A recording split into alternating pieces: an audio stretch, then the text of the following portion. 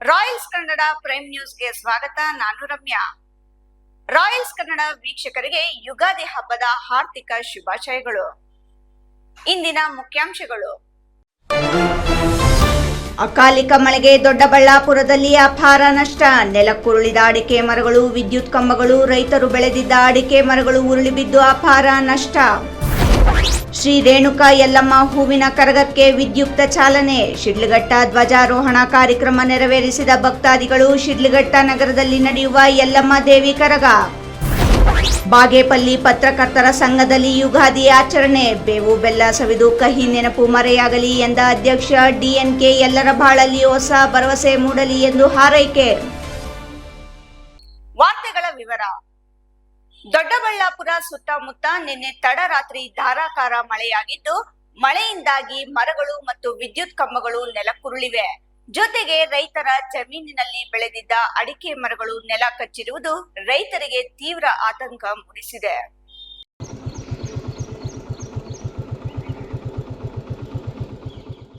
ದೊಡ್ಡಬಳ್ಳಾಪುರ ಸುತ್ತಮುತ್ತ ನಿನ್ನೆ ತಡರಾತ್ರಿ ಧಾರಾಕಾರ ಮಳೆಯಾಗಿದ್ದು, ಮಳೆಯಿಂದಾಗಿ ಮರಗಳು ಮತ್ತು ವಿದ್ಯುತ್ ಕಂಬಗಳು ನೆಲಕ್ಕುರುಳಿವೆ. ಜೊತೆಗೆ ರೈತರ ಜಮೀನಿನಲ್ಲಿ ಬೆಳೆದಿದ್ದ ಅಡಿಕೆ ಮರಗಳು ನೆಲಕಚ್ಚಿರುವುದು ರೈತರಿಗೆ ತೀವ್ರ ಆತಂಕ ಮೂಡಿಸಿದೆ. ದೊಡ್ಡಬಳ್ಳಾಪುರ ತಾಲೂಕಿನ ನೇರಳೆಘಟ್ಟ ಗಾಳಿಪೂಜೆ ಗ್ರಾಮ ಮೇಷ್ಟ್ರುಮನೆ ಸರ್ಕಲ್ ಬಳಿ ಮರಗಳು ನೆಲಕ್ಕುರುಳಿವೆ. ತಡರಾತ್ರಿ ಸುರಿದ ಭಾರೀ ಗಾಳಿ ಸಹಿತ ಮಳೆಗೆ ಸಾಕಷ್ಟು ಅವಾಂತರಗಳು ತಾಲೂಕಿನಲ್ಲಿ ನಡೆದಿದೆ.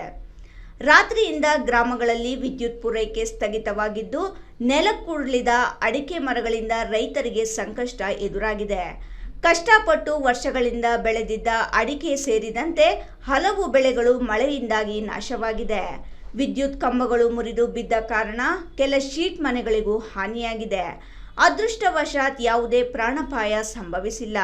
ತಾಲೂಕಿನಾದ್ಯಂತ 1,000ಕ್ಕೂ ಅಧಿಕ ಅಡಿಕೆ ಮರಗಳು ನೆಲಕ್ಕುರುಳಿವೆ. ಇದು ರಾತ್ರಿ ಗುಡುಗು ಸಿಡ್ಲು ತುಂಬಾ ಮಳೆ ಜೋರಾಗಿ ಬಂದು ತುಂಬಾ ಸರ್ 1,000ದಿಂದ 1,200 ಅಡಿಕೆ ಗಿಡಗಳು ಬಿದ್ದೋಗಿದೆ. ಮತ್ತೆ ರೋಡ್ ಸೈಡ್ ಅಲ್ಲಿ ಪ್ರತಿಯೊಂದು 8-10 ಟ್ರಾನ್ಸ್ಫರ್ ಡಬ್ಬಗಳು, 50 ಕಂಬಗಳು, ವಿದ್ಯುತ್ ರಾತ್ರಿಯಿಂದ ವಿದ್ಯುತ್ ಇಲ್ಲ.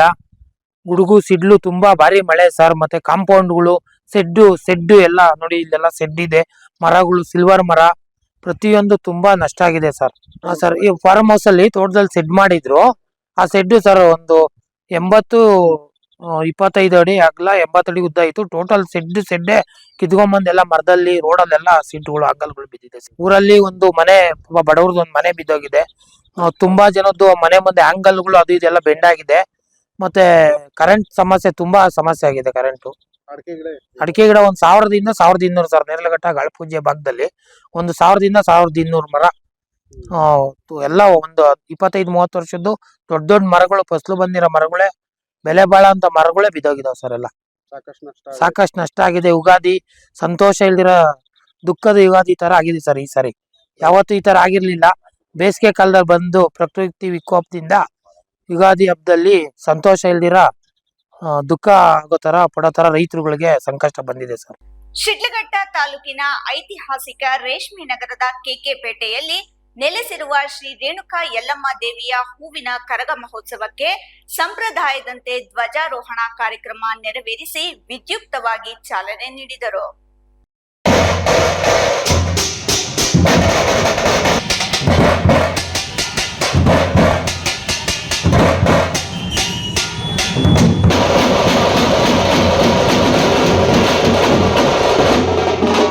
ಶಿಡ್ಲಘಟ್ಟ ತಾಲೂಕಿನ ಐತಿಹಾಸಿಕ ರೇಷ್ಮೆ ನಗರದ ಕೆಕೆಪೇಟೆಯಲ್ಲಿ ನೆಲೆಸಿರುವ ಶ್ರೀ ರೇಣುಕಾ ಯಲ್ಲಮ್ಮ ದೇವಿಯ ಹೂವಿನ ಕರಗ ಮಹೋತ್ಸವಕ್ಕೆ ಸಂಪ್ರದಾಯದಂತೆ ಧ್ವಜಾರೋಹಣ ಕಾರ್ಯಕ್ರಮ ನೆರವೇರಿಸಿ ವಿದ್ಯುಕ್ತವಾಗಿ ಚಾಲನೆ ನೀಡಿದರು. ದೇವಸ್ಥಾನ ಸಮಿತಿಯ ಮುಖ್ಯಸ್ಥ ಹನುಮಂತಪ್ಪ ಯಜಮಾನರು ಅವರ ನೇತೃತ್ವದಲ್ಲಿ ಅಪಾರ ಸಂಖ್ಯೆಯಲ್ಲಿ ಜಮಾಯಿಸಿದ ಭಕ್ತಾದಿಗಳು ವಿಶೇಷ ಪೂಜಾ ಕಾರ್ಯಕ್ರಮಗಳು ನೆರವೇರಿಸಿ ಧ್ವಜಾರೋಹಣ ನೆರವೇರಿಸುವ ಮೂಲಕ ಶ್ರೀ ರೇಣುಕಾ ಯಲ್ಲಮ್ಮ ದೇವಿಯ ಹೂವಿನ ಕರಗ ಮಹೋತ್ಸವಕ್ಕೆ ಚಾಲನೆ ನೀಡಿದರು. ದೇವಿಗೆ ವಿಶೇಷ ಹೂವಿನ ಅಲಂಕಾರ ಮಾಡಲಾಗಿತ್ತು. ದೇವಿಯ ದರ್ಶನ ಪಡೆದು ಭಕ್ತಾದಿಗಳು ಪುನೀತರಾದರು.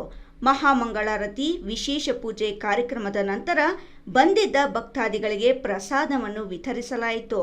ದೇವಾಲಯ ಅಭಿವೃದ್ಧಿ ಸಮಿತಿಯ ಮುಖ್ಯಸ್ಥ ಯಜಮಾನರು ಹನುಮಂತಪ್ಪ ಮಾತನಾಡಿ 500 ವರ್ಷಗಳ ಇತಿಹಾಸವನ್ನು ಹೊಂದಿರುವ ಶ್ರೀ ರೇಣುಕಾ ಯಲ್ಲಮ್ಮ ದೇವಿಯ ಹೂವಿನ ಕರಗ ಮಹೋತ್ಸವ ವಿಜೃಂಭಣೆಯಿಂದ ಆಚರಿಸಿಕೊಂಡು ಬರುತ್ತಿದ್ದೇವೆ. ಮೊದಲು ಧ್ವಜಾರೋಹಣದ ಮೂಲಕ ಕರಗ ಮಹೋತ್ಸವಕ್ಕೆ ಚಾಲನೆ ನೀಡಲಾಗುತ್ತದೆ.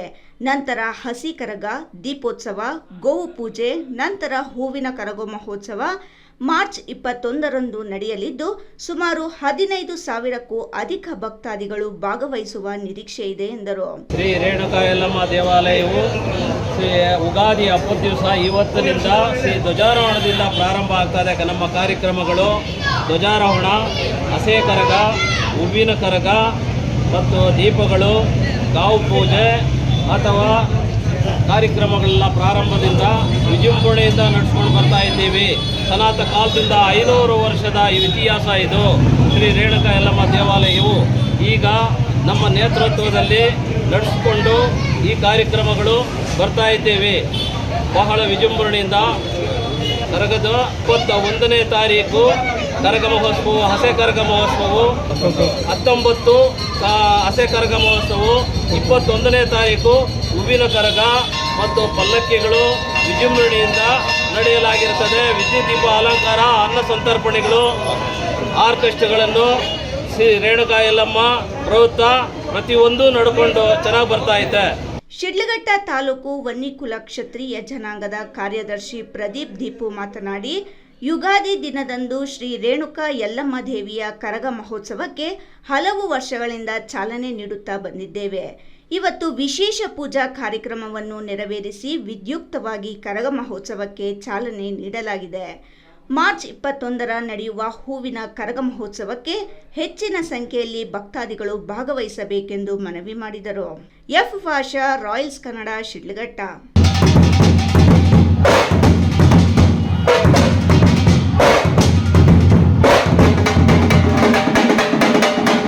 ಇದೀಗ ಸಣ್ಣದೊಂದು ವಿರಾಮದ ನಂತರ ರಾಯಲ್ಸ್ ಕನ್ನಡ ಪ್ರೈಮ್ ನ್ಯೂಸ್ ಮುಂದುವರಿಯುತ್ತದೆ. ಪ್ರಿಯ ವೀಕ್ಷಕರೇ, ಇವತ್ತು ನಮ್ಮ ದೈವಿ ಶಕ್ತಿ ಸಂಸ್ಥಾನದಿಂದ ಪ್ರತಿಷ್ಠಾಪಿಸಿ ಸಿದ್ಧಿ ಮಾಡಲಾಗಿರುವ ಕರುಂಗಲಿ ಮಾಲೆ ಮತ್ತು ಬ್ರಾಸ್ಲೈಟ್ ನಿಮಗಾಗಿ ತಲುಪಿಸಲಾಗುತ್ತಿದೆ. ನಮ್ಮ ಕರುಂಗಲಿ ಮಾಲೆಯನ್ನ ಭಾರತದ ಮಾಜಿ ಪ್ರಧಾನಮಂತ್ರಿಗಳಾದ ಇಂದಿರಾ ಗಾಂಧಿ ಅವರಿಂದ ಹಿಡಿದು ಈಗಿನ ಸ್ಟಾರ್ ನಟರಾದ ಧನುಷ್ ರವರು ಕೂಡ ಧರಿಸಿ ಅಷ್ಟೈಶ್ವರ್ಯಗಳನ್ನು ಪಡೆದಿದ್ದಾರೆ. 8 mm ಸರ್ಟಿಫೈಡ್ ಕರುಂಗಲಿ ಮಾಲೆಯನ್ನ ಎಬೋನಿ ಮರದ ತುಂಡುಗಳಿಂದ ಡಾರ್ಕ್ ಬ್ರೌನ್ ಬಣ್ಣದಿಂದ ಚೆಕ್ ಮಾಡಬಹುದು. ದಿವ್ಯ ಶಕ್ತಿ ಕರುಂಗಲಿ ಮಾಲೆಯನ್ನ ಧರಿಸೋದ್ರಿಂದ ಅಥವಾ ಮನೆ ಮತ್ತು ಅಂಗಡಿಗಳಲ್ಲಿ ಪ್ರತಿಷ್ಠಾಪಿಸೋದ್ರಿಂದ ಸಾಲಬಾಧೆ, ಕಾಲಸರ್ಪ, ದೃಷ್ಟಿದೋಷ, ಮಕ್ಕಳ ವಿದ್ಯಾಭ್ಯಾಸ, ಅನಾರೋಗ್ಯ, ಮನೆಯಲ್ಲಿ ಅಶಾಂತಿ ಮುಂತಾದ ಸಾಕಷ್ಟು ಸಮಸ್ಯೆಗಳಿಂದ ಮುಕ್ತಿ ಮಾಡಿ ನೆಗೆಟಿವ್ ಎನರ್ಜಿಯನ್ನ ದೂರ ಮಾಡಿ ಮೆದುಳಿನ ನರತಂತುಗಳ ಮೇಲೆ ಪ್ರಭಾವ ಬೀರಿ ಅಗೋಚರ ಪ್ರಯೋಜನಗಳನ್ನು ಪಡೆಯಿರಿ. ಟಿವಿ ಸ್ಕ್ರೀನ್ ಮೇಲೆ ಕಾಣುವ ನಂಬರ್ಗೆ ಈಗಲೇ ಆರ್ಡರ್ ಮಾಡಿ. ವಿರಾಮದ ನಂತರ ರಾಯಲ್ಸ್ ಕನ್ನಡ ಪ್ರೈಮ್ ನ್ಯೂಸ್ಗೆ ಸ್ವಾಗತ.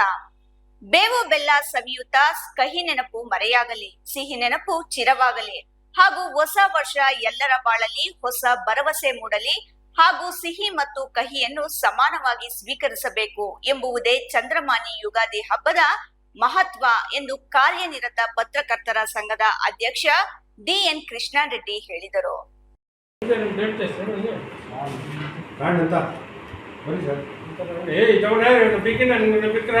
ಬಾಗೇಪಲ್ಲಿ ಪಟ್ಟಣದ ಪೊಲೀಸ್ ಠಾಣಾ ಬಳಿ ಇರುವ ಕಾರ್ಯನಿರತ ಪತ್ರಕರ್ತರ ಸಂಘದ ಭವನದಲ್ಲಿ ಯುಗಾದಿ ಮತ್ತು ರಂಜಾನ್ ಹಬ್ಬದ ಪ್ರಯುಕ್ತ ಪತ್ರಕರ್ತರಿಗೆ ಏರ್ಪಡಿಸಲಾಗಿದ್ದ ಬೇವು ಬೆಲ್ಲ ವಿತರಿಸುವ ಕಾರ್ಯಕ್ರಮದಲ್ಲಿ ಪತ್ರಕರ್ತರಿಗೆ ಸಿಹಿ ಹಂಚಿ ಶುಭಾಶಯಗಳು ತಿಳಿಸಿದ ಅವರು, ಯುಗಾದಿಯು ಹಿಂದೂ ಪಂಚಾಂಗದ ಪ್ರಕಾರ ಚೈತ್ರ ಶುದ್ಧ ಪಾಡ್ಯಮಿ ಎಂದು ಆಚರಿಸಲಾಗುವ ಹೊಸ ವರ್ಷದ ಆರಂಭವಾಗಿದ್ದು, ಇದು ಬ್ರಹ್ಮನು ಸೃಷ್ಟಿಯನ್ನು ಆರಂಭಿಸಿದ ದಿನವೆಂದು ನಂಬಲಾಗಿದೆ.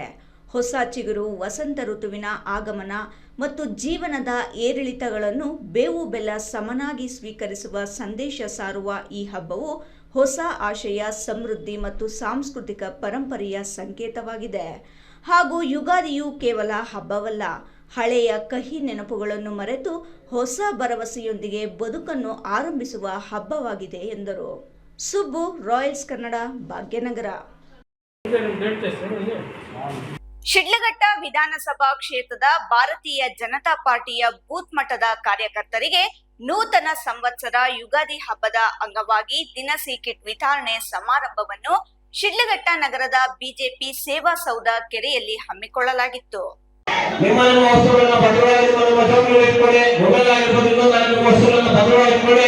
ಶಿಡ್ಲಘಟ್ಟ ವಿಧಾನಸಭಾ ಕ್ಷೇತ್ರದ ಭಾರತೀಯ ಜನತಾ ಪಾರ್ಟಿಯ ಬೂತ್ ಮಟ್ಟದ ಕಾರ್ಯಕರ್ತರಿಗೆ ನೂತನ ಸಂವತ್ಸರ ಯುಗಾದಿ ಹಬ್ಬದ ಅಂಗವಾಗಿ ದಿನಸಿ ಕಿಟ್ ವಿತರಣೆ ಸಮಾರಂಭವನ್ನು ಶಿಡ್ಲಘಟ್ಟ ನಗರದ ಬಿಜೆಪಿ ಸೇವಾ ಸೌಧ ಕೆರೆಯಲ್ಲಿ ಹಮ್ಮಿಕೊಳ್ಳಲಾಗಿತ್ತು. ಬಿಜೆಪಿ ಜಿಲ್ಲಾಧ್ಯಕ್ಷ ಸಿಕಲ್ ರಾಮಚಂದ್ರ ಗೌಡ ಅವರು ಯುಗಾದಿ ಹಬ್ಬದ ಶುಭಾಶಯಗಳನ್ನು ಕೋರಿ ಬಿಜೆಪಿಯ ಕಾರ್ಯಕರ್ತರಿಗೆ ದಿನಸಿ ಕಿಟ್, ಮಹಿಳೆಯರಿಗೆ ಅರಿಶಿನ ಕುಂಕುಮ ಮತ್ತು ಸೀರೆಗಳನ್ನು ವಿತರಿಸಿದರು. F Pasha, royals Kannada, Sidlaghatta.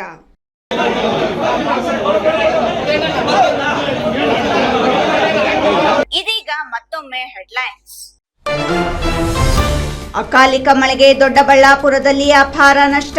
ನೆಲಕ್ಕುರುಳಿದ ಅಡಿಕೆ ಮರಗಳು, ವಿದ್ಯುತ್ ಕಂಬಗಳು, ರೈತರು ಬೆಳೆದಿದ್ದ ಅಡಿಕೆ ಮರಗಳು ಉರುಳಿ ಬಿದ್ದು ಅಪಾರ ನಷ್ಟ. ಶ್ರೀ ರೇಣುಕಾ ಯಲ್ಲಮ್ಮ ಹೂವಿನ ಕರಗಕ್ಕೆ ವಿದ್ಯುಕ್ತ ಚಾಲನೆ. ಶಿಡ್ಲಘಟ್ಟ ಧ್ವಜಾರೋಹಣ ಕಾರ್ಯಕ್ರಮ ನೆರವೇರಿಸಿದ ಭಕ್ತಾದಿಗಳು. ಶಿಡ್ಲಘಟ್ಟ ನಗರದಲ್ಲಿ ನಡೆಯುವ ಯಲ್ಲಮ್ಮ ದೇವಿ ಕರಗ. ಬಾಗೇಪಲ್ಲಿ ಪತ್ರಕರ್ತರ ಸಂಘದಲ್ಲಿ ಯುಗಾದಿ ಆಚರಣೆ. ಬೇವು ಬೆಲ್ಲ ಸವಿದು ಕಹಿ ನೆನಪು ಮರೆಯಾಗಲಿ ಎಂದ ಅಧ್ಯಕ್ಷ ಡಿಎನ್ಕೆ. ಎಲ್ಲರ ಬಾಳಲ್ಲಿ ಹೊಸ ಭರವಸೆ ಮೂಡಲಿ ಎಂದು ಹಾರೈಕೆ. ಇಂದಿನ ವಾರ್ತಾ ಪ್ರಸಾರ ಮುಕ್ತಾಯವಾಯಿತು. ನಮಸ್ಕಾರಗಳು.